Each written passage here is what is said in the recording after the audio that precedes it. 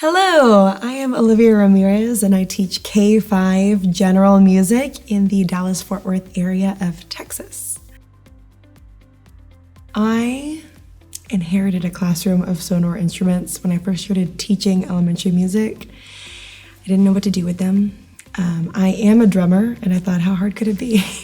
And then I met real human children and I was like, oh, this is really scary. So I started using the instruments after my level 1 Orff showwork training. Really that first year, figuring out what to do and kind of being scared of using instruments with children, not knowing how to manage that, how to navigate that. We had them, but I didn't know what to do with them until I took Orff level 1, and that opened up a world of possibilities. When I first started implementing this work, it was really scary to have an idea and take it to children and not know step by step what was going to happen. And I think as an educator, we're trained to have a plan.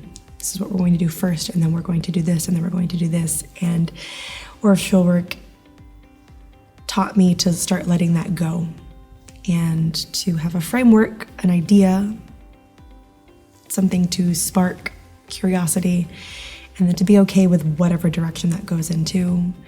And students have been really responsive to that in a positive way. We had a moment recently, I brought a poem to my 4th graders, and it was a pretty heavy poem. We were exploring it, and I had this idea, and I brought it to them and was kind of vulnerable with them about my reservations. And they came along on the journey with me, and it was a career highlight moment where I didn't know what was going to happen. I didn't know how they were going to respond to it.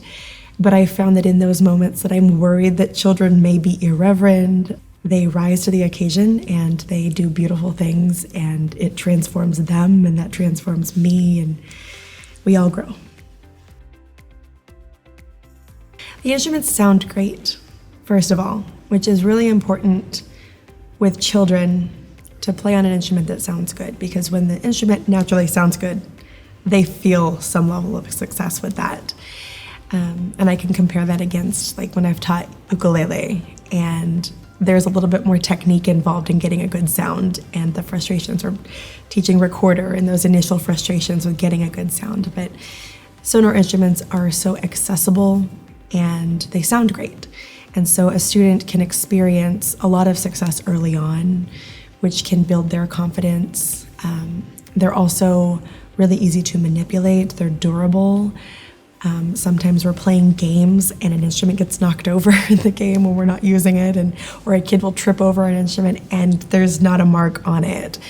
So they hold up well. They sound really great. They aren't too soft. I have seen students and used things like outside of my classroom that were not SONOR, and when you can't hear yourself, that can be frustrating. So the students just feel successful playing these instruments, but they're also a really good quality, and they're beautiful, and the students are proud to be seen playing them.